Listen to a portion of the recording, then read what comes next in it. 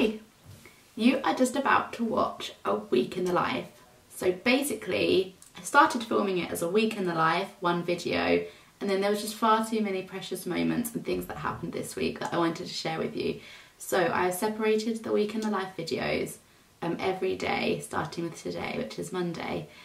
This series is in collaboration with the wonderful Kait, who's another foster mum from Mother Love Beauty here on YouTube and also on Instagram. I'll leave her info down below, and she's also doing a week in the life. We can kind of compare similarities and differences, and we thought that would be really fun.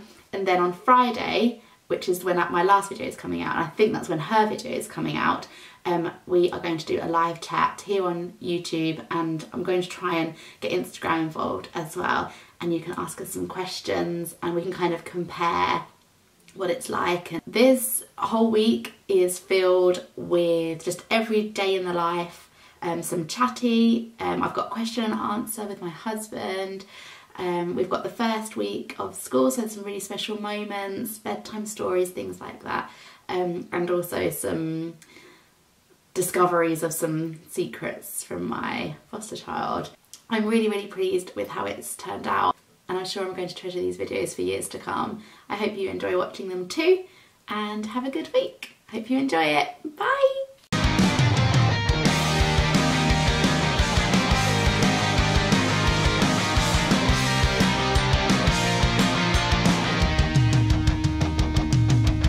Hi! It's Monday morning and the start of a week in the life as a foster carer, and I am feeling terrified about it. I've tried to start on Saturday, then I tried to start on Sunday, and I've got to start today because I need time to edit it for it to be up when you're watching it. Today is a huge day in our household. Our foster child is finally starting his school placement in our local area after having 5 months or 6 months out of school, so it's huge. And yesterday was horrendous. He just, yeah, well, the thing is, I don't know really what I'm going to be able to talk about and say in these weeks, because this isn't about a week in the life as a foster child, this is about a week in the life as a foster carer. I need to be very mindful of not sharing too much about him and his story and talk about me and my story. So for me last night, it was really hard watching him struggle with the idea that school was starting tomorrow. Well, that's what we think it was. I then didn't sleep because I was worrying about today, and I haven't been downstairs yet because I'm scared what I will be faced with. Yeah, so now I'm going to brave going downstairs and see what today brings.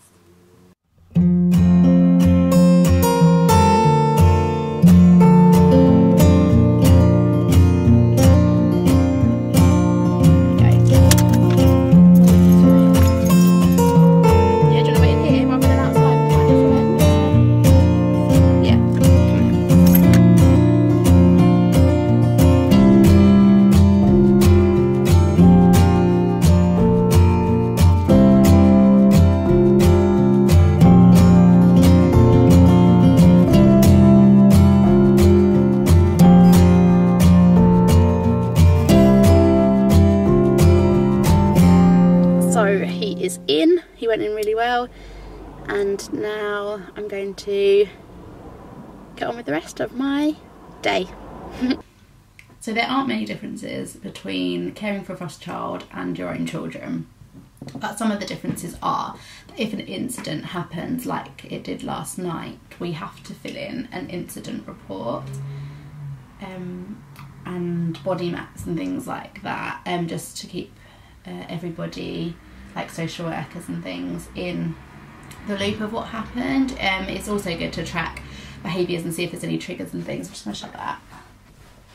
So normally if an incident happens in your home with your children, you wouldn't then fill out an incident report, but we have to, and it is a good way of reflecting on what happened and what we could have done differently to prevent it, anything that we didn't see like beforehand that we could have maybe helped to diffuse and things like that.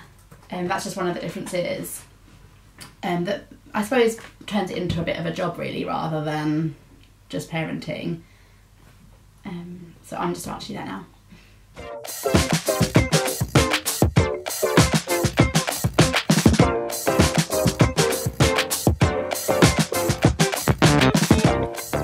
All done. Ooh.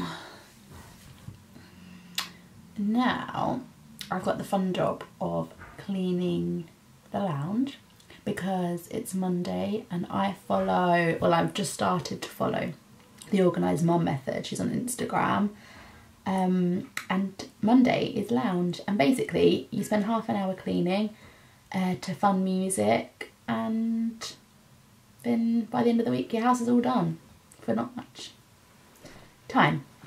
So I'm going to be doing that. I'm afraid that means more time lapses for you, but I'm going to find the music and then I'm going to get started. Let's go.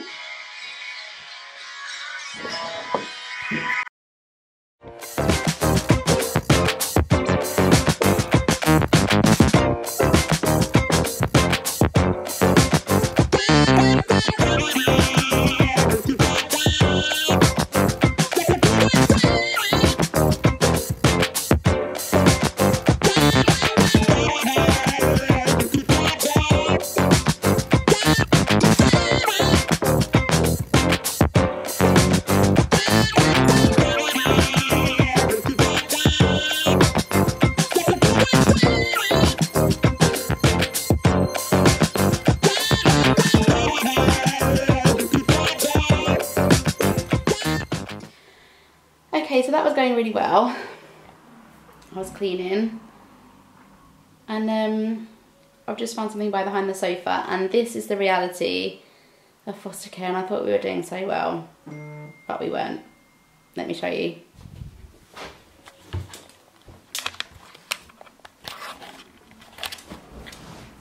So I've just moved the sofa back. Packets and packets and packets and packets and packets and packets of chocolate wrappers and sweet wrappers. I don't know how I'm going to deal with this. Do I mention it? Do I just hide the sweets? Do I sanction?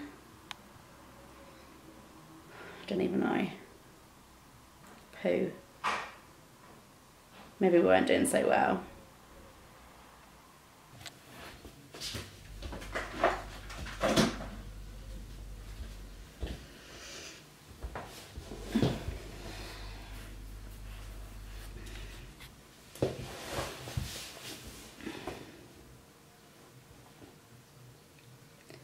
I've calmed down now, I've seen the funny side.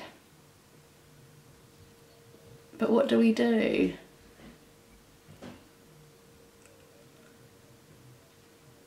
Do we just make sure there's nothing like that in the house and he just can't have it? But then would that make him want it more? Or should we take control, have it but take control over it, to like put it in like a locked cabinet or something? But then again, would that make him want it more?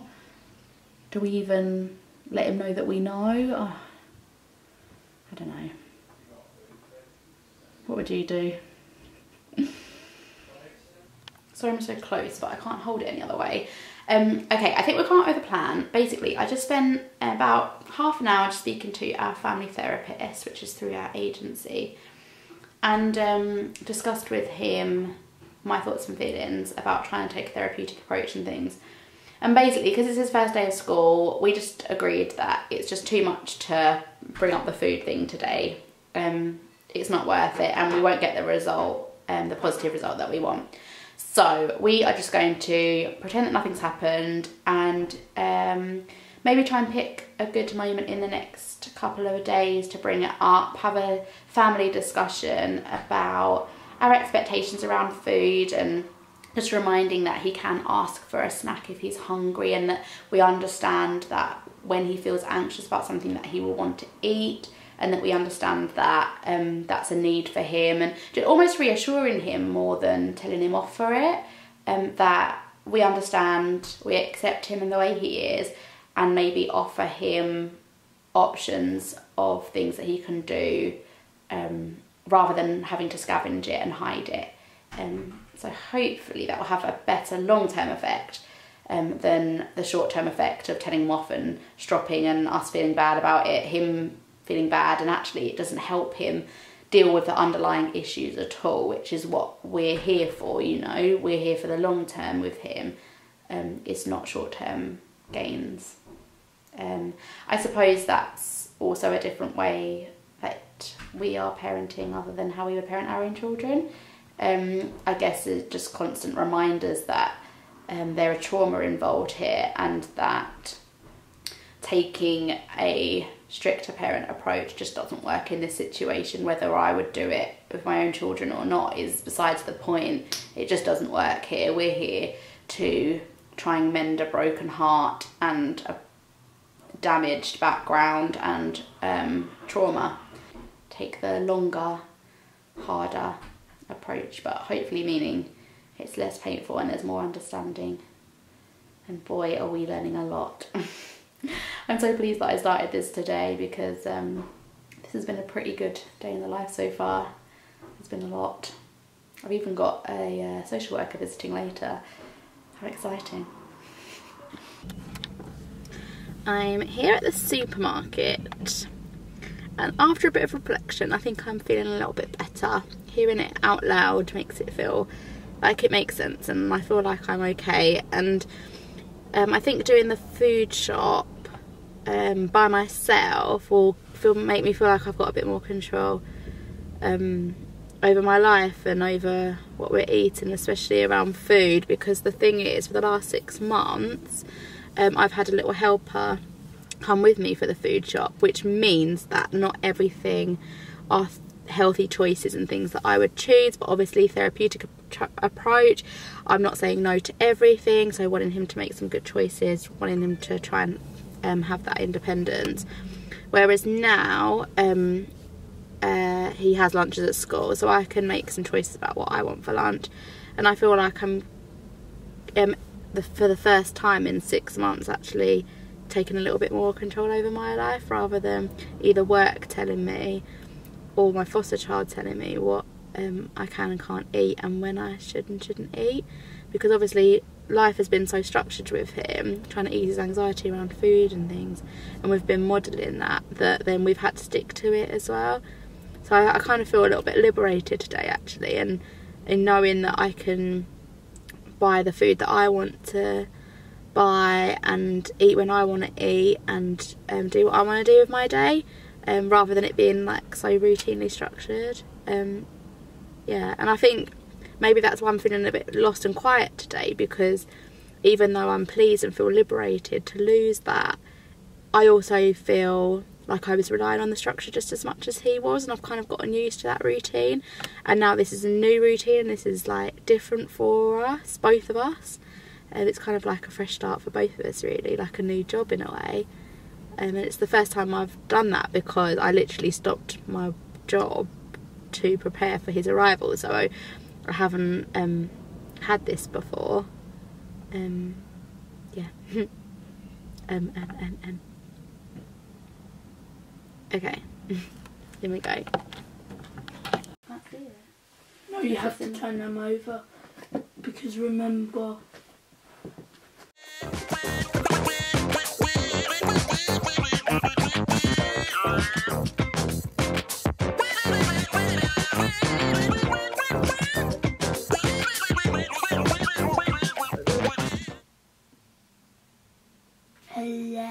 Oh no, I'm the loser. Social worker visit done. Now I'm going to start dinner. And because I went shopping by myself, sorry about that, he's playing. Because I've bought dinner by myself, it's actually something healthy.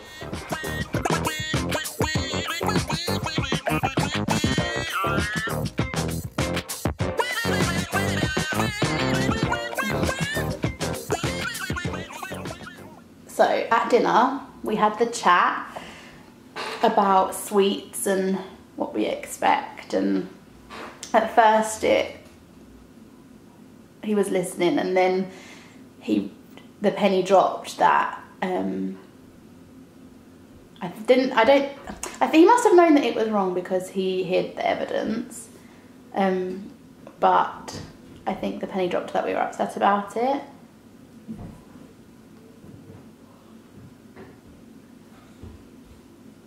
You alright? I forgot to change bed covers. They're on your... It's on your bed. Yeah, it's on your bed. We'll do it later. Okay. Go on, go and have your shower. Okay. How was the time? Try and get out before 20 past. I'll try and get out before 15 past. Oh my goodness. Go on then. Yeah, I think the penny dropped that we were upset about it, or that he'd like done wrong in a way. I don't know. It's interesting how his brain works. And yeah, eventually like he acted up, like threw his dinner over the floor a little bit and tried to stab his eye with a, what was it, a chopstick. Tried to stab his eye with a chopstick. Again, he was in no danger, we were fine. And just now he said, I need tuck shop.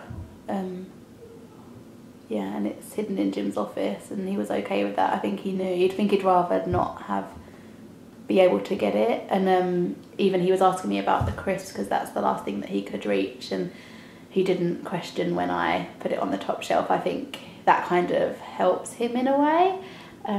You'd think that he'd act out because he wanted to reach it, but actually I think he knows it's easier if he can't get hold of stuff like that. I just think he knows that it's almost teasing him that he can reach it and isn't allowed it.